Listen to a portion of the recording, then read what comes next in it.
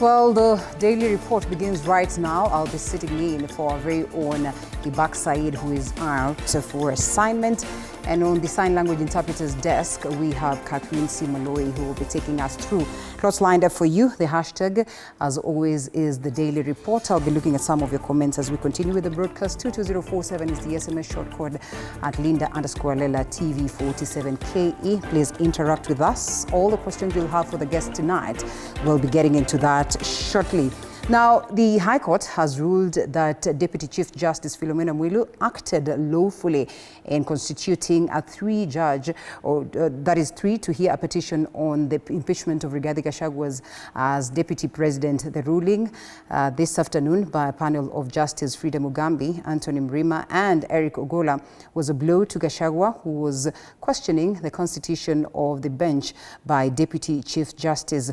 And as Mike Agungu now reports, Gachagua's lawyers are now planning to appeal the ruling. The impeached Deputy President Rigathi Gachagua has suffered a setback in his legal onslaught against his impeachment after the three-judge panel maintained its legality before the bench. Gachagua's team, led by senior counsel Paul Moite, had filed an application E015 of Kerogoya demanding that Deputy Chief Justice was, according to Article 165(4) of the Constitution, not eligible to empanel a bench meant to hear and determine his matters.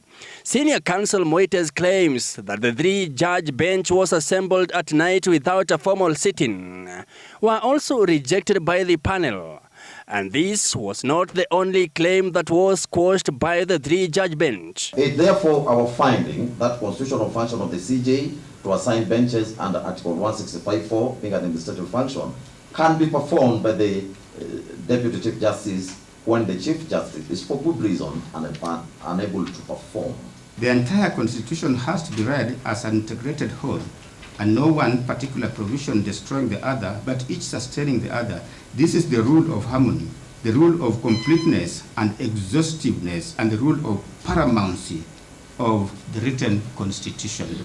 This bench remains firm in its duty and will not be swayed or influenced by any form of intimidation, regardless of its source.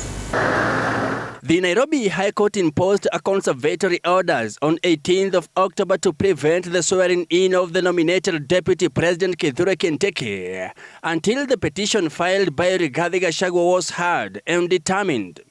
The High Court judge stated that the petition addressed important legal and public interest issues, making it appropriate for a bench of judges with an uneven number of members to be constituted by Chief Justice Martha Koome.